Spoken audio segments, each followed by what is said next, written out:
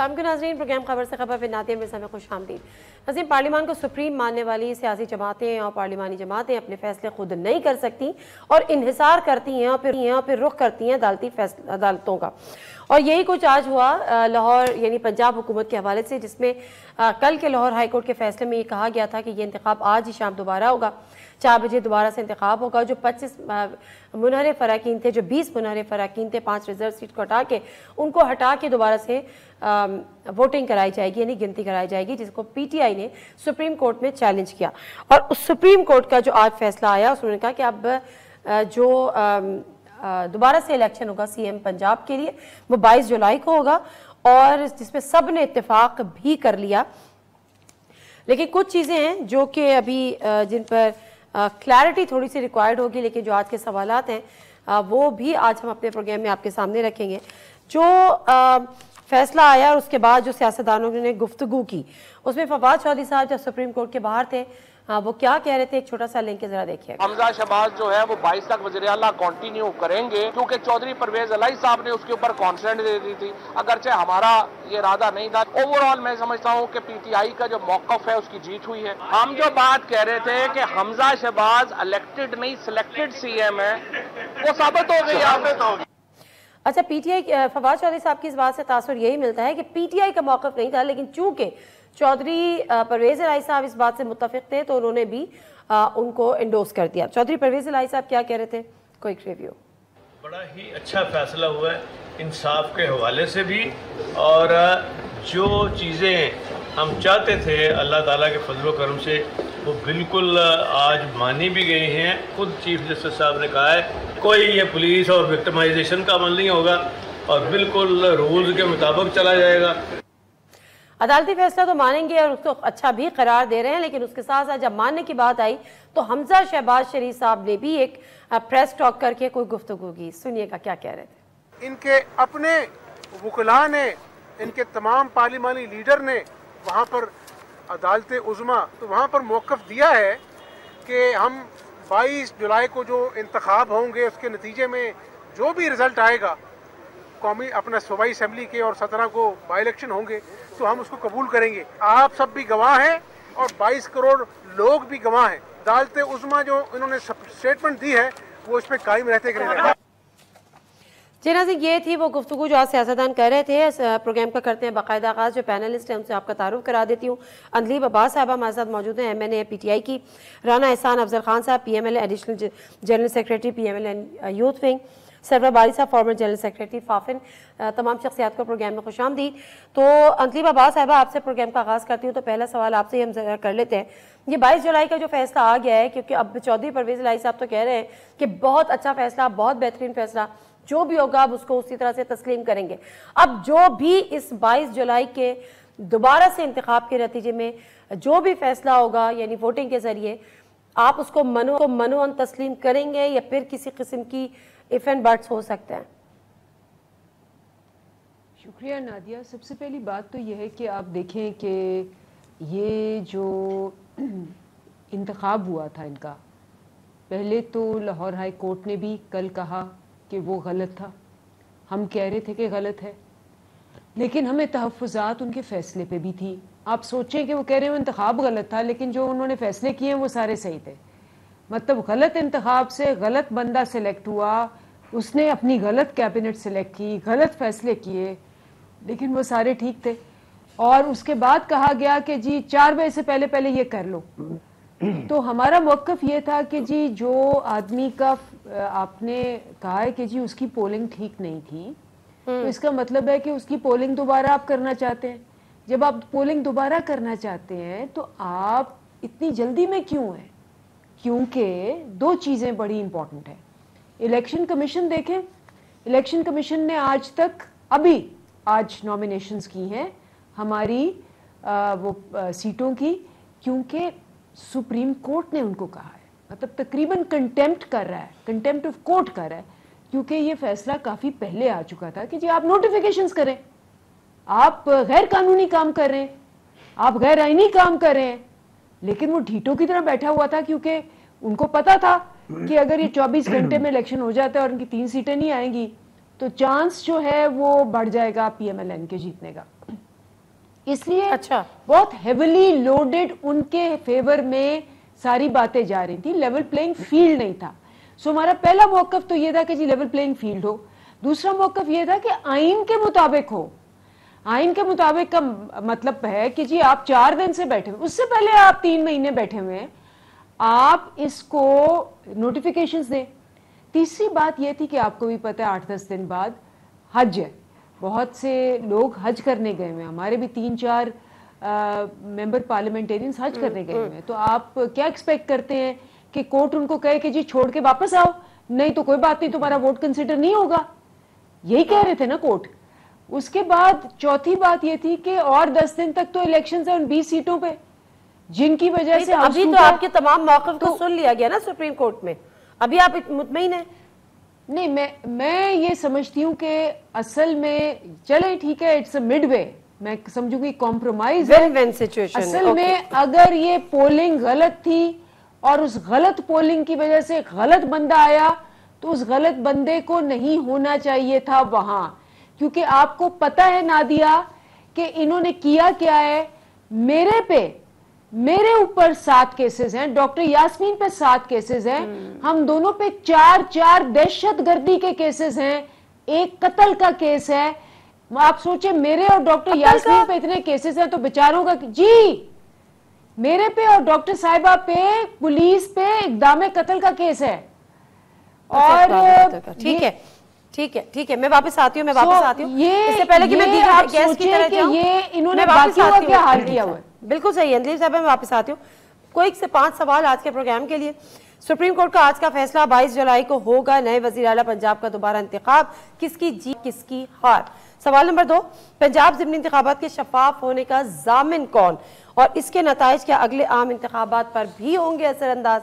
सवाल number 3, parliament को supreme मानने वाले अपने सियासी और पार्लिमानी फैसलों के लिए पार्लिमान के बजाय अदालती फैसलों के मोहताज क्यों, ये बात आज सुप्रीम कोर्ट में भी हुई है।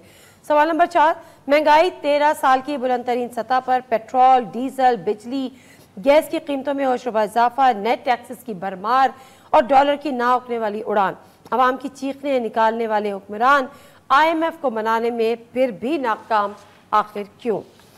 और आखिरी सवाल 40, बड़ा दिलचस्प सवाल है, मैं चाहूंगी कि जो PMLN के रहनुमा है वो उसका जवाब जरूर हमें दें, बल्कि मुझे ये समझाएं कि 40,000 कमाने वाला गरीब 2,000 का हकदार, जो मरियम औरंगजेब साहबा कहती है ना 2,000 हुकूमत पाकिस्तान अपने पास से उनको देगी। तो सवाल ये है कि 40,000 कमाने वाला गरीब 2,000 का हकदार और 50,000 कमाने वाला अमीर 2,500 टैक्स देने का पाबंद, ये कौन सा है पाकिस्तान। तो जरा मैं आ जाती हूँ राना एहसान अफजल साहब की तरफ। राना एहसान अफजल साहब, ये जरा पंजाब पे तो बात कर लेती हूँ, लेकिन मेरा दिल चाह रहा है कि आप जरा इसका तो जवाब दें कि 40,000 वाला जो कमा रहा है वो गरीब है, उसको आप 2,000 रुपये देंगे, और जो 50,000 कमा रहा है उसके 2,500 आप काट लेंगे कि वो अमीर है। मुझे ये समझाएं। देखिए, जब आप एक स्लैब सिस्टम में जाते हैं तो एक कट ऑफ जो है वो आपको करना पड़ता है, और ये देखें हमारी ये कोशिश थी कि इसको हम उसको हम 12 लाख तक लेके जाएं और वहां उसको टैक्स फ्री कर दें। लेकिन जिस तरह आप समझती हैं कि जो एक बैलेंस ऑफ पेमेंट का क्राइसिस है, और जिस तरीके से पिछली हुकूमत 18 महीने टेक्निकल चीजों में ना फंसाएं, नहीं, सॉरी, मुझे टेक्निकल चीजों में ना फंसाएं, मैं कुछ नहीं समझती, अवाम कुछ नहीं समझती। मुझे ये समझाएं कि जो 40,000 कमाता है वो गरीब है, उसको आप 2,000 रुपए देंगे, जो 50,000 रुपए कमाता है वो अमीर है, उससे आप 2,500 रुपए ले लेंगे, ये कौन सी साइंस है। देखें, जब आप एक स्लैब सिस्टम होता है तो एक कट ऑफ होता है, उस कट ऑफ के ऑनवर्ड आप जो है वो टैक्स अप्लाई करते हैं, और 2.5% टैक्स है। हमारी कोशिश थी कि ये भी 0% हो, लेकिन वो 2.5% हमें करना पड़ा, जिस तरह के हालात में ये मुल्क छोड़ा और दलदल में जिस तरह ये फंसा हुआ था। आप 50,000 कमाने वाले से कह रहे हैं कि वो 2,500 रुपए टैक्स दे दे, और फिर जो 40,000 रुपए कमा रहा है उसको आप 2,000 रुपए देखिए, नहीं, देखिए, हम 21% पे महंगाई लेके नहीं आए, हमें 15% पे महंगाई मिली थी, और जब हम छोड़ के गए थे तो 4% पे महंगाई। सरवर बारी साहब अस्सलाम वालेकुम। सरवर बारी साहब अस्सलाम वालेकुम।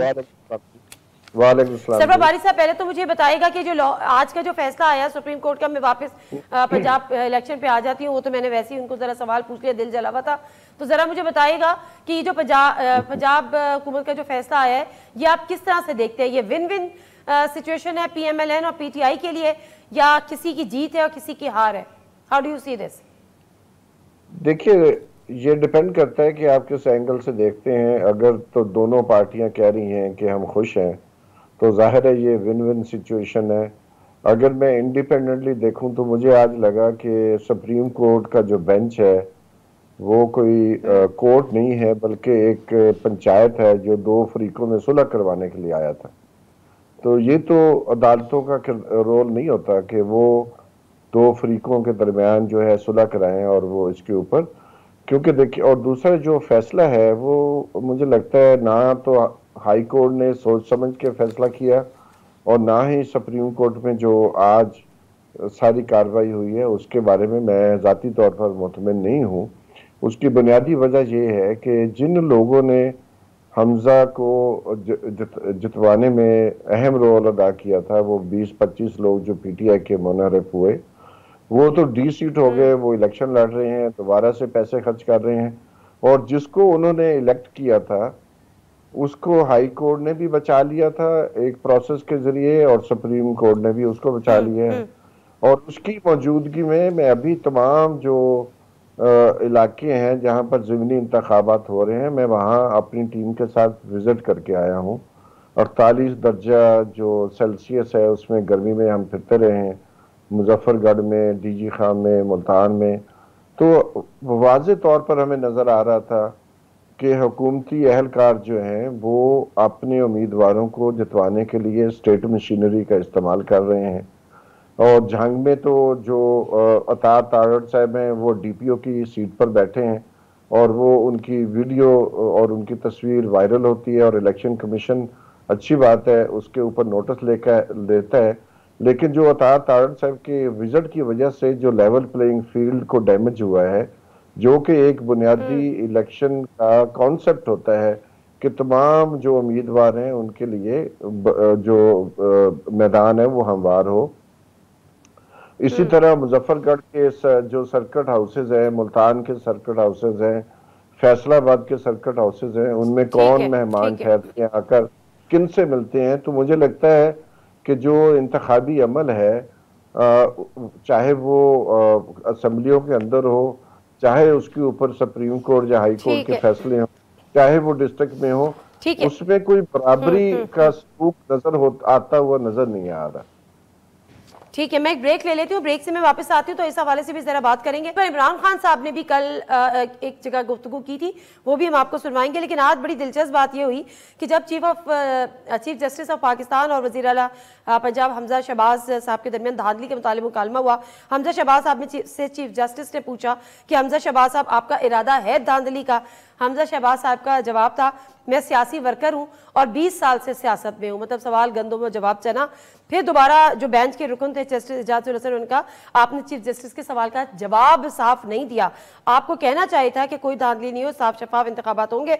आपके मुंह में अल्फाज डाल रहा हूं, आप हाँ या ना कह दे, तो उस पर हमजा शहबाज ने उनको यकीन दहानी करा दी है कि कोई धांधली नहीं होगी। अब इस पर दीगर जमातें एतबार करने को तैयार है नहीं है। ब्रेक लेते हैं, वापस आते हैं। जी नज़ीर, प्रोग्राम एक दफ़ा फिर आपको खुश आमदीद कहते हैं। और अंजलि बाबा साहिबा, ये जो बातें अब उठ रही हैं, बल्कि इससे पहले मैं इमरान खान साहब का कल का एक जहाँ वो खिताब कर रहे थे रजीम चेंज की कॉन्फ्रेंस, उस पर एक बात उन्होंने की, छोटा सा क्लिप है, ज़रा सुनिएगा। अभी जो 20 हलकों में पंजाब में इलेक्शन हो रहा है, जो इस वक्त मुदाखलत हो रही है, जिस लेवल की मुदाखलत हो रही है इस इलेक्शन के अंदर, टेलीफोन कॉल कर करके मैं इंटरव्यू कर रहा लोगों को टिकट देने के लिए, 2 कैंडिडेट्स ने मुझे बताया कि हमें अननोन नंबर से टेलीफोन आया कि आपने इनके टिकट ही लेने। पंजाब के जो हालात देख लें, कोई पूछो तो सही कि वहां हो क्या रहा है। जी अंदीप साहिबा, क्या हो रहा है पंजाब में? देखिए, पंजाब के अंदर तो हर किस्म की मशीनरी, एक होती है हुकूमती मशीनरी, एक होती न्यूट्रल मशीनरी। दोनों मशीनरियां जो हैं वो तेजी से चल रही हैं। एक ही ऑब्जेक्टिव है कि जी इनको यहाँ हराना है। और इसीलिए आप देखेंगे कि ये सारे बैठे हुए हैं, कोई कह रहा है जी ये 2 सीटें जीतेंगे, हम 18 जीतेंगे। नहीं तो फिर मशीनरी न्यूट्रल तो ना हुई ना, अगर वो ये चाह रही है कि आपको आप हार जाए तो वो मशीनरी पे न्यूट्रल तो ना हुई। न्यूट्रल कहते हैं ना। अच्छा, आप देखें कि अगर मेरे पे 7 केसेस हैं, डॉक्टर यास्मीन पे 7 केसेस, हम रोज सुबह 7:30 बजे दहशतगर्दी की अदालतों में गए होते हैं ताकि हम काम ना कर सकें।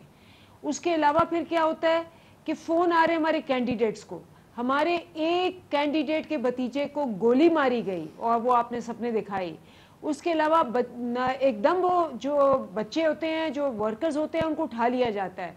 उसके बाद वार्निंग लेटर्स आते हैं, वार्निंग फ़ोन कॉल्स आती हैं, वार्निंग मैसेजेस आते हैं। और आपको पता ही है कि एक यहाँ इंचार्ज पूरा बैठे हुए हैं, पूरी टीम बैठी हुई है इंचार्जेस की मुख्तलिफ कॉन्स्टिट्यूंसीज में, जिसमें पैसे दिए जा रहे हैं। आपने वो वीडियो देखी होगी, शायद दिखाई भी हो अपने चैनल में, जिसपे PMLN वाले पैसे दे रहे हैं। वो आम कह रहे हैं कि जी पैसे लें, हम आपको वोट देंगे। वो वायरल हुई है वीडियो। तो इस किस्म की, मैं यही बात है कि मैं मुशर्रफ के ज़माने में मेरे आर्टिकल्स बैन हो गए थे, मैं लिखती रही हूँ अखबारों में सारी उम्र ही। तो उस दफ़ा भी हम काली पट्टी पहन के बाहर जाते थे। हाँ, लेकिन अंदील साहबा बड़ी माजरत के साथ ये जो टेलीफोन कॉल्स वाली शिकायत आज आप कर रहे हैं, क्योंकि वो आपके हक में नहीं जा रही, और यही टेलीफोन कॉल्स वाली पहले आज की हुकूमत और पहले की अपोजिशन जमातें करती थी, क्योंकि वो उस वक्त उनके हक में नहीं जारी होती थी। तो सिलसिला रुका नहीं है, सिर्फ पार्टीज बदल गई हैं। बात सुने, ये कभी ये हुआ है, हम तो सारा आपको बता रहे हैं, कभी ये हुआ है इस तरह कि जी सारे का सारा जो है पूरा सिस्टम आपके साथ मिलके, कोई शक है आपको कि जो सिकंदर राजा साहब बैठे हुए हैं इलेक्शन कमीशन पे, वो क्या करने की कोशिश कर रहे हैं? मुझे ये बताएं कि इन्होंने नोटिफिकेशन क्यों नहीं की? सरवर बारी साहब, जरा आपकी तरफ आ जाती हूँ। तो आज जो अदालत में बात हुई है कि जी जो इलेक्शन होगा 17 जुलाई को, वो शफाफ होगा, उसको कौन जामिन कौन है इलेक्शन शफाफ होगा, कौन इसकी गारंटी ले सकता है? देखिए जी, बुनियादी बात तो मैं समझता हूँ कि हमारे आइन में लिखा है, 218 आर्टिकल जो है बहुत वाज़ेह है कि ये इलेक्शन कमीशन की ही जिम्मेदारी है कि वो शफाफ, गैर जानबदाराना, आज़ादाना इंतखाबात का इनेकाद करे। लेकिन जो हमें फील्ड में नज़र आता है और जो अभी लोकल गवर्नमेंट इलेक्शंस सिंध में हुए हैं, उसमें देखिए 6000 के लगभग टोटल सीटें थीं जिस पर इलेक्शन हुए, और उनमें से 900 से ज़्यादा जो सीटें हैं वो बग़ैर किसी मुकाबले के जो है जीत ली गई हैं, और ज़्यादातर उन सीटों का तल्लुक जो बिला मुकाबला जीती गई हैं वो पीपल्स पार्टी के साथ है, रूलिंग पार्टी के साथ है। इसी तरह आज के अखबारात में है कि जो फेज़ 2 के लोकल गवर्नमेंट इलेक्शन हो रहे हैं उसमें भी बहुत सारी जगहों पर बिला मुकाबला कैंडिडेट जीत रहे हैं, और वो कोई ऐसा नहीं है कि लोग बैठ गए हैं। मसलन एक कैंडिडेट ने हमें बताया कि उससे कहा गया कि आप अपने पानी का बिल लेके आएँ। पानी का बिल क्या होता है? देहात में ना पानी का कनेक्शन है, ना वहाँ वासा है, तो वो बिल बेचारा कहाँ से लेके आता? तो उसको डिस्क्वालीफाई कर दिया गया। इसी तरह एक और साहब हैं, उन्होंने बताया कि उनसे कहा गया कि गाड़ी के कागजात लेके आए। उसने कहा सर मेरे पास तो गाड़ी ही नहीं है, तो मैं कागजात कहाँ से लेके आऊँ? अच्छा। किसी और उम्मीदवार से कहा कि आप ड्राइविंग लाइसेंस लेके आए, उसने कहा मेरे पास तो, मैं तो ड्राइव ही नहीं करता, तो मैं लाइसेंस कहाँ से लाऊं? तो बहुत सारी मामूली चीज़ों के ऊपर लोगों को डिस्क्वालीफाई करके बिला मुकाबला लोगों को जितवाया जा रहा है। इलेक्शन कमीशन के मॉनिटर होते हैं, उनको चाहिए कि ये करें। इसी तरह मैंने अभी बात की है, हमारे पास तस्वीरें मौजूद हैं कि एक सर्किट हाउस में डीसी साहब और जो लोकल करता धरता हैं और जो एक पार्टी के लोग जो हैं वहाँ पर बैठे हैं, MNAs, MPs, वो मीटिंग्स कर रहे हैं। सर्किट हाउस एक सरकारी जगह है और उसका इस्तेमाल जो है अगर हमें नजर आता है, अगर लोगों को नजर आता है, मीडिया को अगर आपके पास वो तस्वीर हैं तो फिर आप उसको पब्लिक क्यों नहीं करते? सरवर बारी साहब, क्या वो पिक्चर्स आप पब्लिक कर सकते हैं? नहीं, आप वो पिक्चर्स पब्लिक कर सकते हैं? जिन्होंने मुझे पिक्चर्स दिए हैं मैं उनसे कंफर्म करके बिल्कुल मीडिया पे हम डालेंगे और उनसे कहेंगे कि डालना चाहिए। अगर आपके पास डालने के प्रूफ है तो जरूर डालना चाहिए। मैं वापस आ जाती हूँ एहसान साहब की तरफ, वो सारी उनको टाइम नहीं मिल पा रहा। एक जुमला मैं आखिर कहना चाहता हूँ कि ये बहुत जरूरी है कि इलेक्शन कमीशन, जैसे आपने सवाल किया है, ये इलेक्शन कमीशन की जिम्मेदारी है। जाहिर है ये बहुत बड़ी एक्सरसाइज होती है और इलेक्शन कमीशन के लिए जिम्मेदारी तो है, लेकिन मसला ये है कि इलेक्शन कमीशन के अपने रोल पर इतने सवालात उठ गए हैं, खुद पीटीआई उठा रही है। एहसान साहब आपको जो ये इल्जामात लगा रहे हैं मुलाकातों के, एहसान साहब जो 5 एहसान साहब से बात है आइन का हिस्सा है जी जी, अभी तक वो ठीक है। जो बारी साहब मुझे जरा नोटिफाई नहीं किया। बारी साहब एहसान साहब से बात कर लेने दे, फिर आपकी आपके। जी एहसान साहब देखें, ये सबसे पहले तो ये वही ईसीपी है जिसके हेड को कमेंडेशन लेटर्स इनके वजीर दाखिला जो थे शेख रशीद साहब और फिर इनके वजीर आजम इमरान खान उनकी तारीफें करते थे मीडिया के ऊपर, वही अभी भी जो हैं ईसीपी के हेड हैं, क्योंकि अब वो न्यूट्रल हैं और वो फैसले ठीक कर रहे हैं तो इनको अच्छे नहीं लगते। अब ये जो पूरी फहरिस्त यहाँ जारी कर रहे हैं कि वहां वो आ गया, हमारे पास तस्वीरें हैं, वहां ये हो गया, तो भाई ये बजाय कि आप ये मीडिया पे अपनी ये जो रोना रो रहे हैं, आप ये सबूत ईसीपी में जमा कराएं। यानी कि ये सारा आपको कैंडिडेट पब्लिक करें एटलीस्ट। आप इसको ये नहीं कि ये क्या बात हुई कि वहां ये हो गया, वहां वो डीसी ऑफिस में ये आ गया। भैया आप कंप्लेंट वहां आपने रजिस्टर कराइए ईसीपी को कंप्लेंट, वहां खत डालें, 7 तस्वीरें अटैच करें, यहाँ आप रोना रो रहे हैं। अच्छा एहसान साहब बिल्कुल ठीक है, मैं आपकी बात से 100% एग्री करती हूँ। जी मैं आपकी बात से बिल्कुल 100% एग्री करती हूँ कि अगर ऐसे सबूत हैं तो वो पब्लिक होनी चाहिए, वो इलेक्शन कमीशन में जमा होने चाहिए। मसला ये है, देखिए दूसरी चीज ये है कि इनके अपने मिल रहे कैंडिडेट लेने के लिए ये वहां बुरे तरीके से, पहले भी ये जो 11 मेंबर्स जो हैं इन सीटों में से वो आजाद जीते थे, उन्होंने पीएमएलएन को भी डिफीट किया, उन्होंने पीटीआई को भी डिफीट किया। अब वो पीएमएल टिकट से लड़ रहे हैं, तो अब इनको जो है वो घबराहट हो रही है कि ये पता नहीं अब ये कितने बुरे तरीके से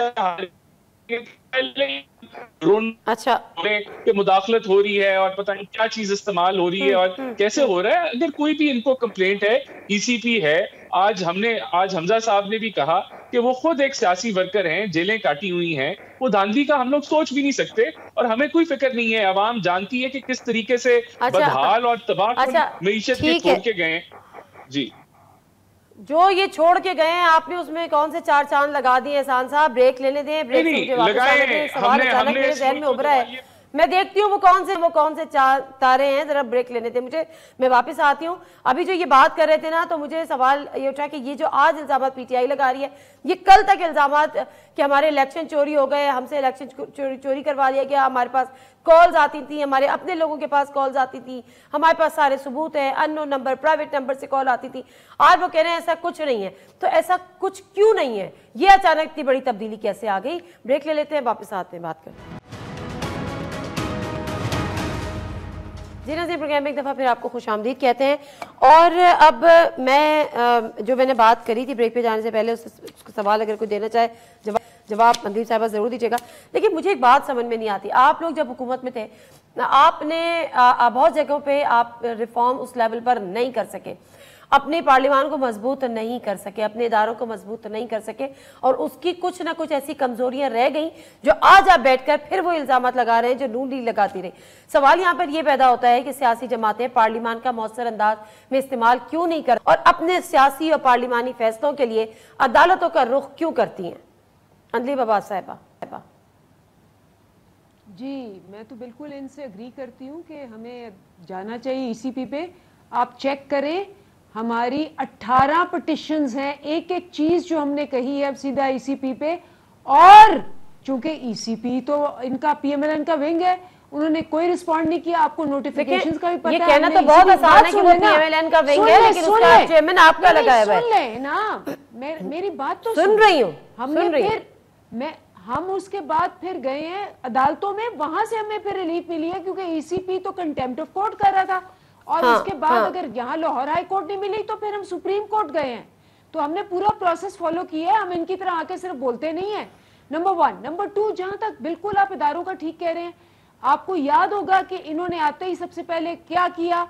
आते ही पहले नैब का और FI और बाकी इदारों का इन्होंने सारे लॉज चेंज करके उनको देखें अंदीप साहिबा, आप लोग ऑर्डिनेंस पे इंतजार करते थे, इलेक्टोरल रिफॉर्म से लेकर सेनेट तक के आप अदालतों में जाते थे।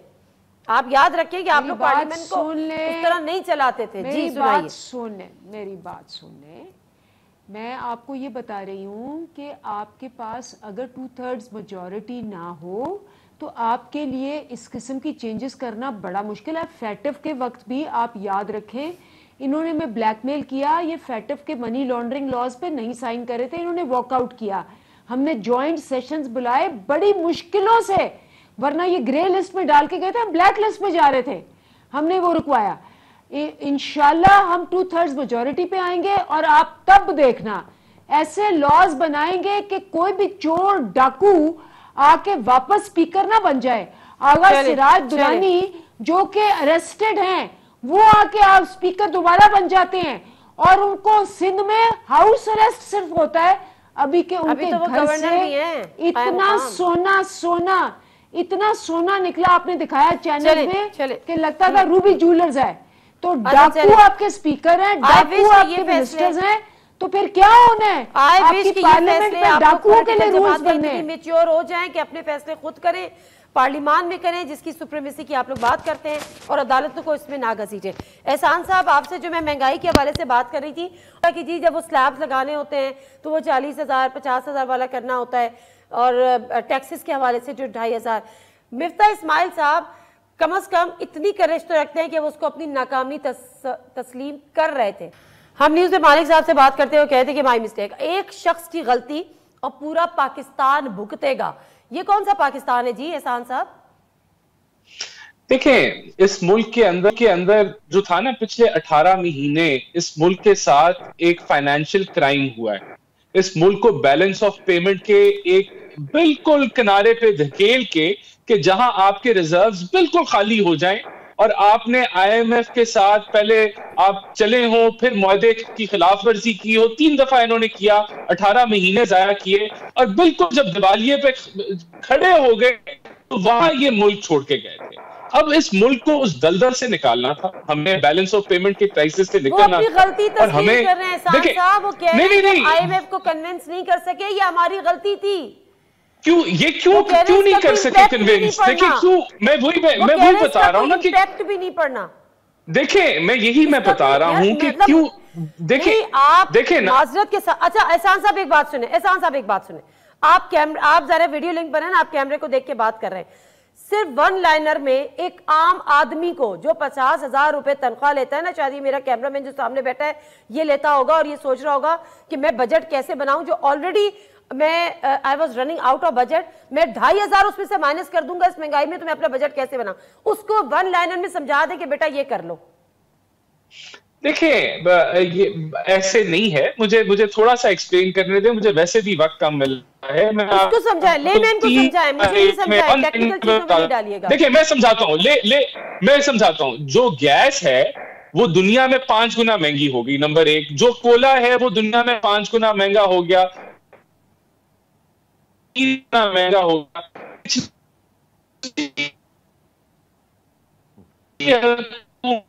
ये हमेशा के लिए नहीं होंगे, हमें उम्मीद है। महंगाई की बात नहीं करी एहसान साहब, मैं बात करी हूं कि 40,000 वाला गरीब, 50,000 वाला अमीर, 2,500 रुपए आप उसके काट रहे हैं, वो उसको समझा दे क्यों, वो अमीर कैसे है 50,000 रुपए कमाने वाला। ये बेहतर होता कि ना होता। हमारी पहली कोशिश यही थी कि ये 50,000 वाला नहीं, 1 लाख वाले को भी जो है, जो 12 लाख तक कमाई करता है, उसके ऊपर भी टैक्स ना लगे। ये हमने बजट पेश किया था। लेकिन जो हमें इनके साथ जो मुआहदे करने पड़ रहे हैं, उसके अंदर ये मुश्किलात आगे नहीं आनी चाहिए थी, बेहतर होता नहीं आनी चाहिए थी। अभी भी नहीं मान रही IMF, अभी भी नहीं मान रही। मैं जरा अपने कैमरामैन, आपको ये बात समझ आ गई भाई? आपको ये बात समझ आ गई कि 50,000 रुपए अगर आपकी तनख्वाह है तो आप बहुत अमीर है, ठीक है, तो आप 2,500 रुपए आप हुकूमत को देंगे। जो अगर आप 40,000 करवा लेंगे, कह के तो फिर वो 2000 रुपये हुकूमत आपको दे देगी। चले जी, खुश हो गए मेरे कैमरे में, कहते हैं देखिए हम ये फैसले, ये ये अनफेयर है। हम ये फैसले को खुशी से नहीं कर रहे। इस मुल्क को दिवालियेपन पे धकेला जा रहा था, दलदल में फंसा हुआ था, हमने इसको वहां से निकाला है और हमें ये पॉलिटिकल कॉस्ट पे करनी पड़ रही है। क्या हमें ये खुशी है कि हम पेट्रोल और ये diesel political cost? No this is आपकी पॉलिटिकल कॉस्ट पता नहीं क्या होगी। आपकी पॉलिटिक्स से आम आदमी को कोई कंसर्न नहीं है। आम आदमी का कंसर्न ये है कि रात में उसके बच्चे रोटी नहीं, खा सकते हैं, हमारा कंसर्न ये है नादिया, नहीं, हमारा कंसर्न ये है कि हमने मुल्क को दिवालिया नहीं करना जो ये करने जा रहे थे। हमारा कंसर्न ये है हमने मुल्क को इस फाइनेंशियल क्राइसिस से निकालना है और आने वाले दिनों में जब हम रिलीफ दे सके तो टाइम कम है। लेकिन इकोनॉमिक नहीं, एक सेकेंड, इकोनॉमिक सर्वे रिपोर्ट जो आपकी हुकूमत ने जारी किया उसमें 6 GDP 6%। अच्छा, इसका जवाब सुनिए, आप बात कर रहे हैं? नहीं 6%। आपने फिस्कल डेफिसिट देखा है कितना है? खसारा हुकूमती 8% से ऊपर है। करंट अकाउंट डेफिसिट 15 अरब से ऊपर है। जो आपके रिजर्व हैं उसमें पड़ा ही कुछ नहीं था, 10.8 अरब डॉलर थे। तो ये आप बैलेंस, नहीं भाई, ग्रोथ तो हो रही थी। अगर वो 6% या 5.9% ग्रोथ तो हो रही थी। नहीं, चले ये हम भी ग्रोथ कर लेते हैं और मुल्क को दिवालिया। आप पहले ग्रोथ कर लें फिर बात करेंगे। थैंक यू वेरी मच एहसान साहब, अंदील साहब, आपका भी शुक्रिया, सरवर बारी शुक्रिया। प्रोग्राम से नादिर मिर्जा को इजाजत दीजिए। अल्लाह हाफ़िज़। हर जुम्मा से इतवार अपने पसंदीदा प्रोग्राम खबर से खबर को यूट्यूब चैनल पर देखने के लिए डॉन न्यूज़ के ऑफिशियल यूट्यूब चैनल पर आएँ, सब्सक्राइब करें और बेल आइकन भी प्रेस करें।